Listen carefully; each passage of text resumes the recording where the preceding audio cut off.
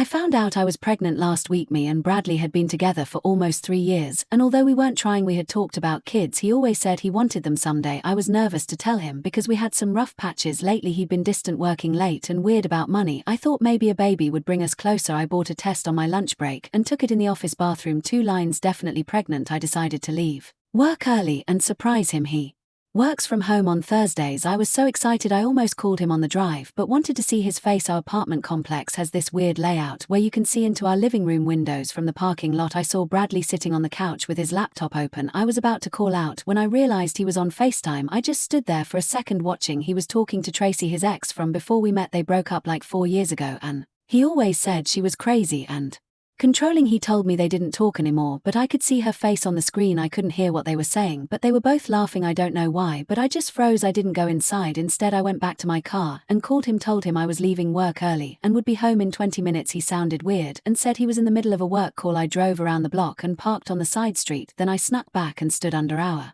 living room window. I know how crazy that sounds, but something felt wrong. That's when I heard it. Bradley was still talking to Tracy. He was telling her how things were getting serious with me and how I was pressuring him about marriage. I wasn't even doing that. We had talked about it once like 6 months ago. Tracy asked something I couldn't hear, and then Bradley said, "She's so stupid and desperate. She believes everything I say. I'm just using her for her money until you take me back. She's pathetic. Actually thinks we'll get married." They both laughed. I've been supporting us since Bradley lost his job last year. He said he was freelancing, but money was tight. I paid for everything: rent, food, his car payment, even the vacation we took to see his parents. Tracy said something else, and Bradley replied, "Yeah, babe, I know, just a few more months, and I'll have enough saved." She has no idea I've been putting money aside. Thinks I'm broke. I wanted to scream or throw up, or both. 3 years of my life with this person who was just using me, and I'm pregnant with his baby. I don't know how, but I managed to keep it together. I walked back to my car, drove around for 15 more minutes, and then came home like nothing happened. I pretended to be happy to see him, kissed him hello, asked about his day. He lied to my face about having a work call, said he was stressed about a deadline, asked why I was home early, and I said I wasn't feeling well, which wasn't a lie. I felt sick to my stomach. I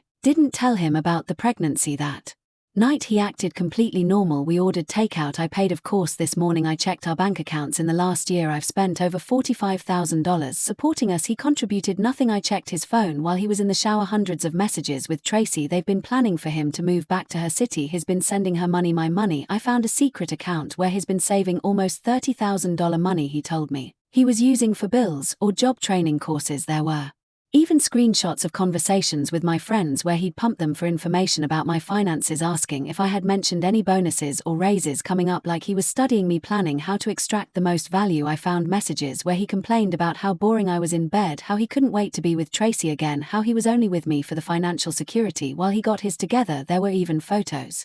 They sent each other intimate photos while I was at work paying our bills. I wanted to confront him right there, scream at him, throw his things out the window, tell him I knew everything, tell him about the baby he'll never meet, but something stopped me. I realized if I showed my hand now, he'd just leave, take my money, and go back to Tracy. They'd laugh about how stupid I was, how easily I fell for everything, how I never saw it coming. Even worse, he might try to stay for the baby, pretend he was sorry, drain me for 18 more years of child support. No, I needed a plan. Bradley thinks I'm a doormat, thinks he can use me and discard me when he's done, thinks I'm too stupid to see through his lies, thinks I'll just cry and beg him to stay when he eventually leaves. He has no idea what I'm capable of. Update: first of all, thank you all so much for the support and advice on my last post. I was not expecting thousands of comments and messages. You guys are amazing. I spent the next 2 days in a fog, moving through our apartment like a ghost while my mind raced. Bradley didn't notice anything different. He was too busy texting Tracy when he thought I wasn't looking, too busy planning their future with my money, the money I worked 60-hour weeks for, while he sat on our couch applying for jobs and networking. The first thing I did was protect what was left. I went to the bank during lunch and opened a new account at a completely different bank, transferred most of my paycheck.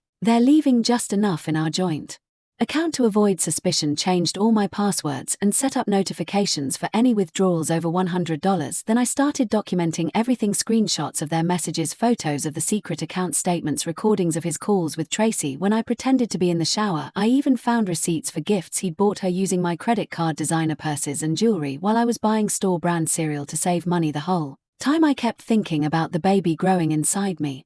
While this parasite drained me dry every time I felt sick or tired, I reminded myself it wasn't just for me anymore. I had someone else to protect now. I called my oldest friend Freya. We've known each other since kindergarten. Didn't tell her everything over the phone, just that Bradley and I were having serious problems and I might need a place to stay. She didn't hesitate, said her spare room was mine whenever needed. Then I called my brother Sam. He's always been protective, and I knew if I told him everything right away, he'd show up ready to kill Bradley. Instead, I just asked if he could help move some things into storage soon, said Bradley, and I were reorganizing. He agreed to bring his truck that weekend. Bradley was getting suspicious, kept asking why I was being weird and distant. The audacity of this man, spending 3 years lying to my face, stealing my money, mocking me to his ex, and he thought I was acting strange for 2 days. I wanted to laugh in his face. Instead, I blamed work stress and period cramps. He immediately lost interest, never cared about my problems unless they affected him. Friday night, I told him I was going out with work friends. He seemed relieved to have the apartment to himself, probably couldn't wait to FaceTime Tracy without whispering. Instead of going out, I sat in my car in the parking garage with my laptop, using the complex's Wi-Fi to monitor our home security camera. We'd installed it last year after a break-in next door. Bradley had forgotten it existed because he never bothered with anything related to home security or maintenance. That was all me too. 20 minutes after I left, he was on the couch with his phone propped up, talking and laughing with Tracy. I turned up the volume on my laptop. Bradley was saying he was worried. I suspected something. Tracy's voice came through tiny but clear, telling him to stick to the plan. 3 more weeks and he'd have the bonus money, then could come home to her. My blood boiled. My quarterly bonus, the one I'd worked myself to exhaustion for, the one that would finally pay off my student loans. He was waiting for that. Bradley weird that he missed her, said it was hard pretending with me that I was so clingy lately. Clingy? I'd barely touched him in months because he was always too tired or stressed about work he wasn't even doing. They talked for over an hour, plans for trips they'd take with my money, jokes about how stupid I was. Tracy even suggested he should get me to buy him a new laptop before leaving as a parting gift. They laughed about that hard when he wasn't looking. Something cold and calculating crossed Tracy's face, something that made me wonder if she was playing him too, but then it disappeared, replaced by the searing smile she wore whenever he looked at the screen. I had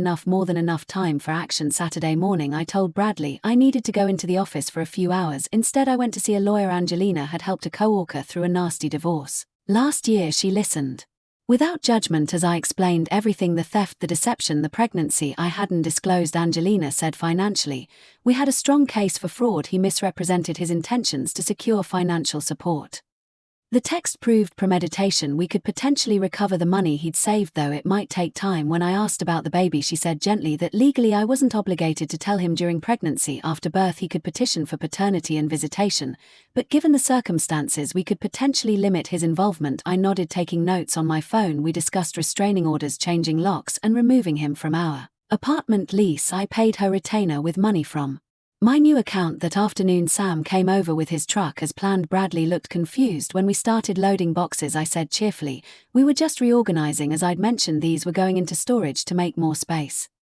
What Bradley didn't know was that the boxes contained all my important documents, irreplaceable family items, and anything of value that was solely mine. While he watched TV, Sam helped load my grandmother's jewelry, birth certificate, diplomas, and photo albums into his truck, things Bradley couldn't sell or destroy. When everything exploded, Sam knew something was wrong. He kept giving me looks, but respected that I wasn't ready to talk. As he was leaving, he hugged me tight and whispered that whatever it was, I wasn't alone. I almost broke down, then almost told him everything, but I wasn't ready. Sunday morning I went to brunch with Freya, but actually met with my bank manager. I had proof of Bradley's fraud messages explicitly stating he was using me for money while planning to leave. The manager flagged my accounts for additional security and helped dispute several large transfers Bradley had made, claiming they were for our expenses. When I got home, Bradley was still in bed, phone clutched to his chest. Even in sleep I carefully took it, already knowing his password. My birthday, how thoughtful. There were new messages from Tracy about checking flights, saying once he got my bonus they could book for the 18th. That I'd never know what hit me. Still couldn't believe I didn't check the accounts. I took screenshots and emailed them to myself and Angelina, then replaced the phone exactly as found on Monday.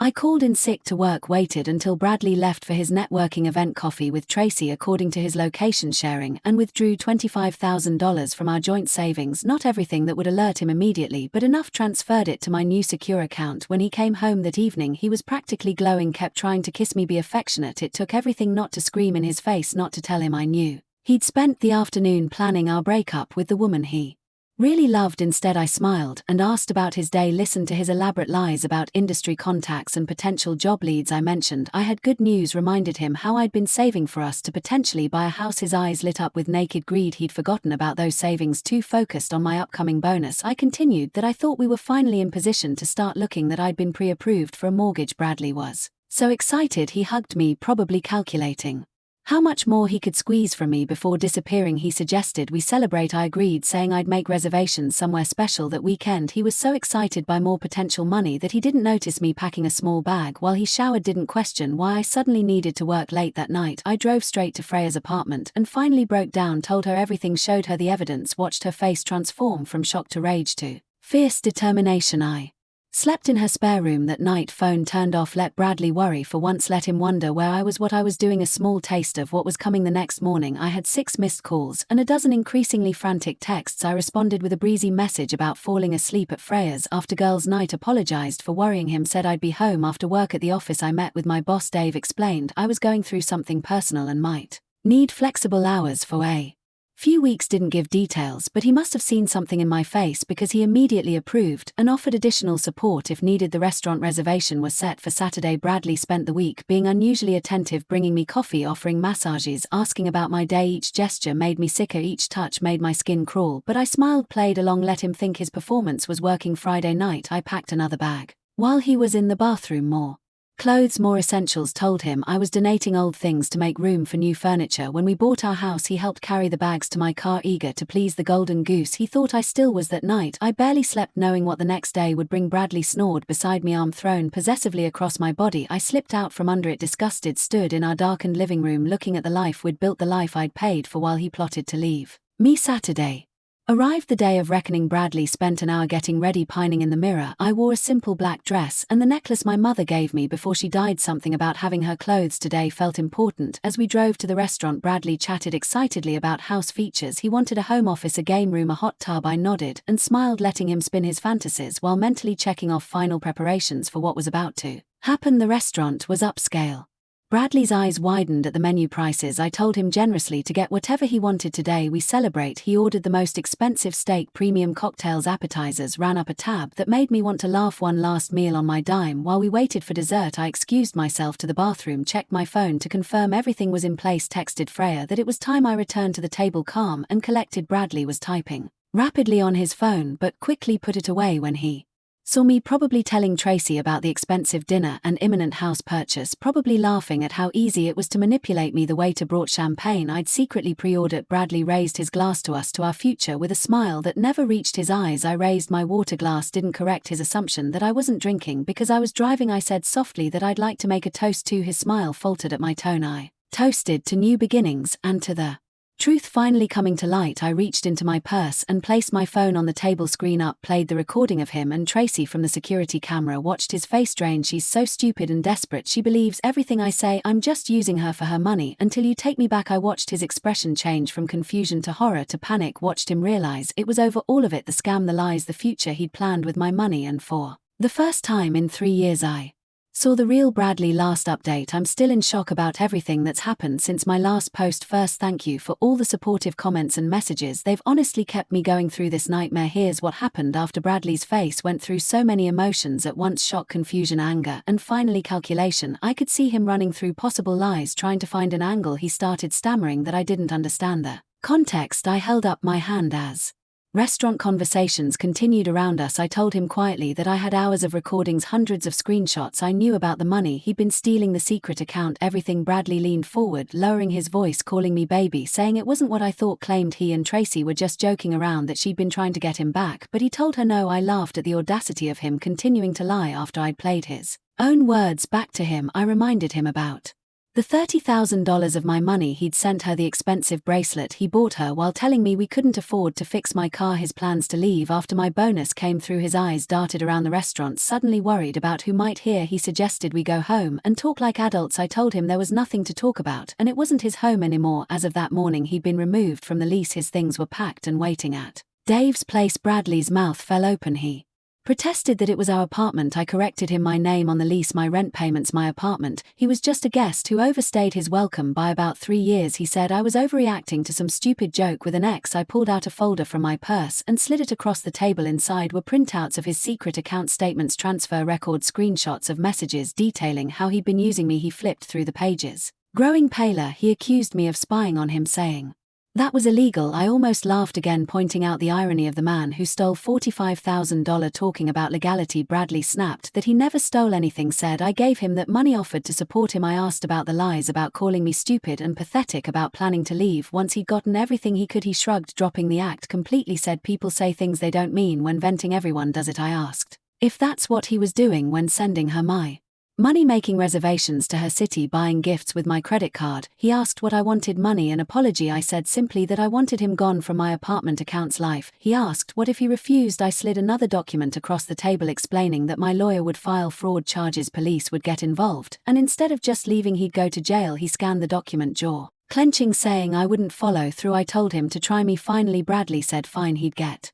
his stuff and go, but I was making a mistake. I replied we had nothing, it was all a lie. He reached for my hand, but I pulled away. He tried explaining again, but I cut him off, pointed out his messages did that already, calling me desperate, pathetic, stupid, using me until Tracy would take him back. Bradley started saying people say things. I told him to stop. It was over, completely over. His expression hardened as he asked about his stuff at Dave's. I confirmed everything was there except what he bought with my money. He protested that wasn't fair. I couldn't believe it. Asked if he wanted to talk about fair after stealing from me for years, mocking me behind my back, planning to abandon me once he'd taken everything. Said he'd lost the right to talk about fair. He asked what if he went back to the apartment instead. I explained calmly that locks were changed, security informed, key fob deactivated, and Sam waiting there just in case. His face flushed with anger, saying I had it all planned out.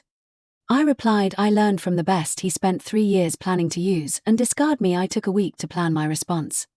Bradley stood abruptly, saying this wasn't over. I said it was completely over, goodbye. He stormed out. I called Sam to warn him Bradley might try coming to the apartment. Sam assured me he and Freya were there, had my back. I drove home, finding Sam and Freya on the couch with wine. Freya asked how it went, poured me a glass before remembering and apologizing. Sam's eyebrows shot up, questioning. I took a deep breath and told them I was pregnant. After silence, Sam asked if it was Bradley's and if he knew. I said yes, it was his, and no, he didn't know, might never. No, Freya promised they were there for me, whatever I decided. We talked through what happened at the restaurant and what might come next. Sam worried Bradley could become dangerous when cornered and insisted on staying the night. Freya stayed too in my bedroom while I took the spare room, couldn't face the bed I'd shared with Bradley. Around midnight, Bradley started texting, first anger and threats about lawsuits, then manipulation and apologies, claiming he loved me but was confused that Tracy pressured him. I forwarded each message to my lawyer without responding. At 2 a.m. he showed up, pounding on the door, yelling my name. Sam spoke through the door, telling him I didn't want to talk and he should leave. Bradley shouted it was his apartment too. Sam replied not anymore and he should leave before we called police. Bradley kept pounding and shouting. Freya had already called 911 by the time officers arrived. Bradley had left, but they took a report for the restraining order documentation. Morning brought dozens more texts from Bradley cycling back to apologies and explanations. I blocked his number. Sam and Freya helped clean out the last traces of him from the apartment. We found a hidden credit card statement showing more purchases for Tracy, photos of them together from when he claimed to be at job interviews. Around noon, Tracy called. I almost didn't answer, but curiosity won. She said Bradley was telling everyone I was crazy, making up accusations because I was obsessed, trying to ruin his life because he was breaking up with me. When I asked why she was telling me this, she said she thought I should be prepared. He was very convincing. Something in her tone made me pause. I asked how she would know that. She laughed softly, explaining he did the same to her 4 years ago, used her for money, cheated, then called her psychotic when she found out. I sat down, confused about her FaceTiming with him, planning their future, him sending her my money. She's saying she was playing him like he played me, but she knew what he was from the start. This time said she just wanted her money back that he stole before moving on to me. I asked why, tell me now. She said simply that he was dangerous when cornered and I just cornered him publicly. He was humiliated, exposed, unpredictable. After hanging up, I sat staring at my phone, unsure if she was telling truth or this was another game. I called my lawyer about the conversation. She advised adding Tracy to the restraining order to create clear boundaries with everyone involved. Sunday passed with more texts from Bradley from new numbers. I forwarded them all without reading beyond first words. Monday, I went to work trying to focus on normal life. Dave checked in without pushing for details. At lunch, I scheduled a prenatal appointment, making the pregnancy feel more real. The thought of having Bradley's baby still made me nauseous, but I was determined this child would have a parent who loved them unconditionally. After work, I went to Freya's plan. Sam brought takeout and Updates: Bradley tried accessing our empty joint accounts, showed up at Dave's ranting about suing me, called Sam, alternating between threats and pleas to talk sense into me. My phone rang with an unknown number at 8 p.m. Against better judgment, I answered. Bradley's slurred voice asked if I thought I was so smart. I said calmly I was hanging up. Don't call again. He suddenly shouted that I'd ruined his life, wasted 3 years of his. Called me a controlling. I ended the call, blocked the number, added it to documentation. Tuesday brought a certified letter from Bradley's lawyer demanding equitable distribution of assets and threatening to sue for his investment in the relationship. My lawyer called it laughable, said his lawyer would drop him once seeing our fraud evidence. By Wednesday, Bradley learned I was at Freya's. He showed up pounding on her door, shouting my name. Freya called police while I recorded his threats. Officers found him still yelling intoxicated and took him in for public intoxication and trespassing. Another incident. For our case Thursday, the temporary restraining order was granted. Bradley couldn't contact me, come near my home or workplace, or access my accounts or property. Sam served the papers, reported back that Bradley went white with fury, crumpling the documents and throwing them down. Friday, Bradley violated the order by showing up at my office. Security stopped him in the lobby. Dave witnessed everything, offered to testify. Bradley was escorted out screaming I'd stolen from him, that I was a liar, that everyone would see the truth soon. Monday morning, I woke nauseated from morning sickness as I sipped ginger tea. My phone buzzed with a text congratulating me on the baby, asking when I planned to tell him my blood ran cold. I'd only told Freya, Sam, and my doctor. Another text explained Tracy told him, said I mentioned it when calling her. Tracy had been playing both sides, feeding him information while pretending to warn me. I forwarded the text to my lawyer without responding. Blocked Tracy. Trusted no one outside my immediate circle. At work, I met with HR, explained the situation, generally abusive ex-restraining order, workplace safety concerns. They were supportive, notified security, offered flexible arrangements. That afternoon, my lawyer called with news the judge granted a permanent restraining order and was considering criminal charges for financial fraud based on our documentation. She said it was a good outcome, that I did everything right. That night I lay in bed thinking about raising this child alone, explaining their absent father, potential custody battles. But for the first time in years, I was living authentically. No more subsidizing someone else's dreams while postponing mine. No more accepting scraps of affection while being mocked behind my back. No more being anyone's fool. Bradley thought he'd broken me. Instead, he'd freed me.